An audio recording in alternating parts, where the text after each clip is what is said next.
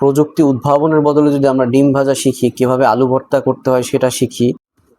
শিক্ষা জাতির মেরুদণ্ড, সেই জাতির মেরুদণ্ডকে নিয়েই আজ কথা বলবো। চায়না, বাংলাদেশ, ভারত সহ ফিনল্যান্ডের শিক্ষা ব্যবস্থা নিয়েই আজকের ডকুমেন্টারিটি।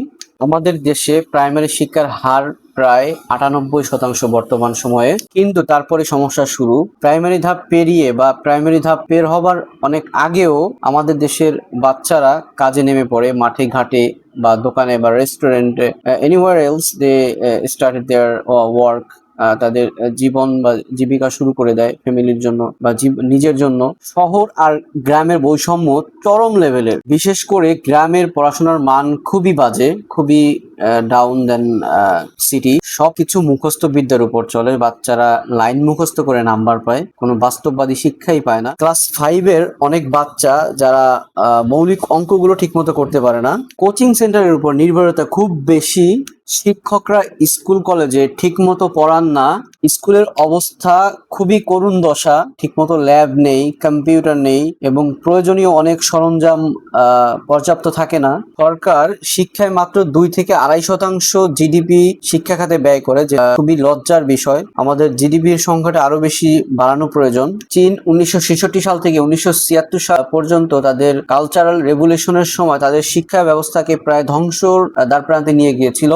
স্কুল বন্ধ, শিক্ষকদের অপমান, ছাত্রদেরকে গ্রামে পাঠিয়ে দিয়ে রি-এডুকেশন। শিক্ষা ব্যবস্থায় শুধুমাত্র রাজনৈতিক বিষয়টিকেই প্রায়োরিটি দেওয়া হয়, যাতে লক্ষ লক্ষ তরুণের শিক্ষা জীবন নষ্ট হয়ে যায়। 1978 সালে দেং জিয়াওপিং ক্ষমতা আসার পরে পুরো সিস্টেমটাকেই বদলে ফেলে। তিনি শিক্ষাকে দেশ গড়ার সবচেয়ে বড় হাতিয়ার বানান। কারিকুলামে বিজ্ঞান, প্রযুক্তি, ইঞ্জিনিয়ারিং এবং ম্যাথমেটিক্সের সর্বোচ্চ প্রায়োরিটি দেওয়া হয়। রোট লার্নিং অর্থাৎ মুখস্থ বিদ্যার প্রতি জোর কমিয়ে বাস্তববাদী শিক্ষা অর্থাৎ কারিকুলাম শিক্ষার প্রতি জোরদার করা হয়। গাওকাও জাতীয় কলেজ প্রবেশিকা পরীক্ষা চালু করেন। বর্তমানে চীন PISA টেস্টে বিশ্বের শীর্ষে। তারা বিজ্ঞান প্রযুক্তিতে পুরো বিশ্বকে নেতৃত্ব দিচ্ছে। এবার আসি ফিনল্যান্ডের শিক্ষা ব্যবস্থা নিয়ে। ফিনল্যান্ডের শিক্ষা বিশ্বসেরা। বাচ্চাদের উপরে চাপ কম এবং হোমওয়ার্কের প্যারা নেই বললেই চলে। শিক্ষকদেরকে অনেক বেশি সম্মান দেওয়া হয়। ফিনল্যান্ডের বাচ্চারা খেলতে খেলতে শিখে।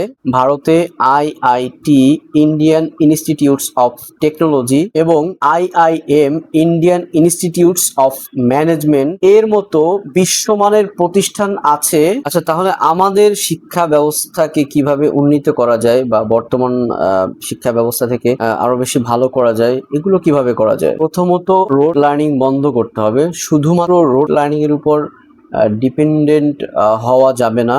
শিক্ষকদের ভালো বেতন এবং প্রশিক্ষণ দিতে হবে। শিক্ষার জন্য বাজেট আরো বেশি বাড়াতে হবে। গ্রামের স্কুলগুলোকে আরো বেশি আধুনিকায়ন করতে হবে। ভোকেশনাল শিক্ষাক্রমগুলোকে বাড়াতে হবে।